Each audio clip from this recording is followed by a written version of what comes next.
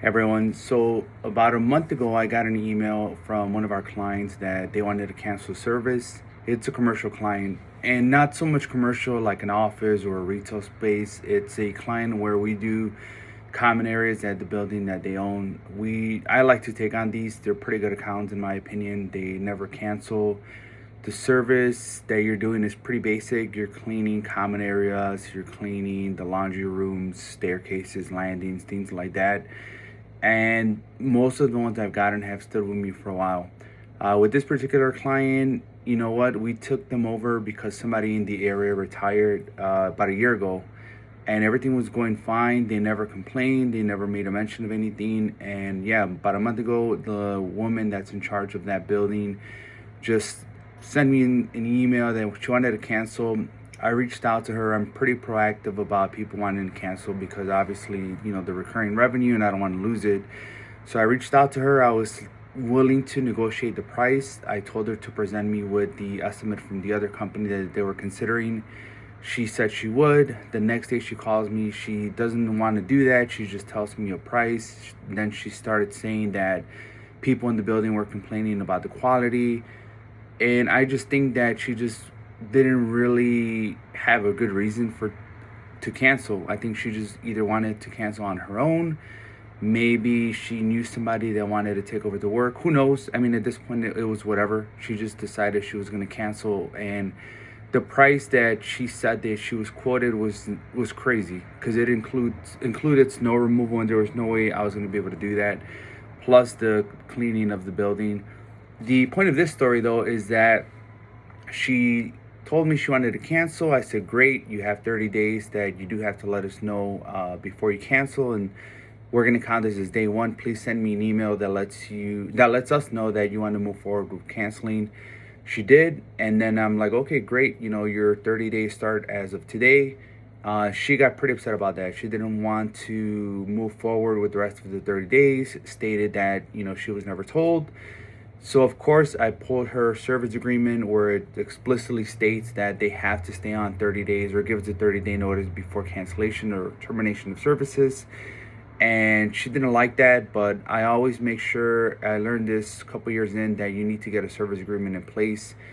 And I sent it over to her. She reached out to the property manager. I started CCing them in all communications. And we use Dialpad, which keeps transcripts of calls, and I love that because a lot of times it's just a good way to reference conversations you've had with that client in the past. Point being, we decided to stick it out to 30 days. The other problem that we ran into, though, is that she then didn't pay her June invoice, and typically, we used to get paid by them about 2 weeks into the month. I reached out to the property manager and I got no one, replying back. Usually she would reply within a day or two, sometimes even the same day. But none of this was happening, and I gave it some time, and it's the end of the month. We were coming up into July, and at this point, it just honestly felt like they were just literally ignoring me. They didn't want to pay. And honestly, I don't play that game. I always believe, and I always will say, do good business, whatever business you're in. If you say you're going to do something, keep your word. If you have a service agreement in place and it doesn't work in your favor at times, too bad. I mean, that's why the service agreement is in place, and you need to make sure that you keep your end, of whatever you put in that agreement. You also just want to be ethical. You want to have a good reputation. You want to build, relationships with people that are going to say good things about you. Even if it was a bad situation, you never want to have a bad reputation. That's in all aspects of business, whether it's working with employees and they leave. You never want them to badmouth you. You never want to hold anyone's pay. You never want to do anything like that, because trust me, one way or another, it's going to come back. So do the right thing. That's what I would advise when it comes to that. So sure enough, to get back to the story, they never replied back. I called their location to the property management company, and somehow now she was never available. The phone would always go to voicemail.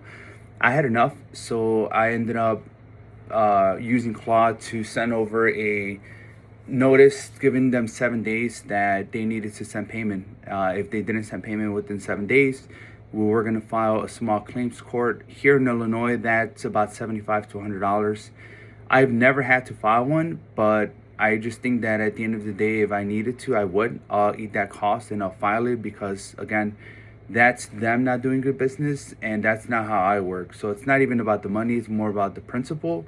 And both times that I've had to send that letter where I'm giving them notice of, hey, you got to pay me or we're going to court, their phones, their emails, everything starts working again. So sure enough, within maybe 6-7 hours of me sending that email, I got an email back saying, hey, your payment's on the way.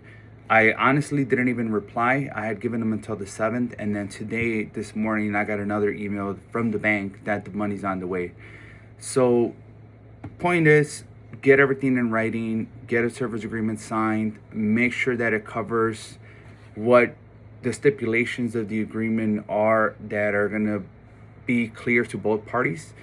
You also need to understand your agreement. So that's another thing too. Make sure that if you're going to reference something and, like they say, have receipts, you understand those receipts, how to read them, and how to use them in your favor if it comes to a situation, if you come to a situation like this.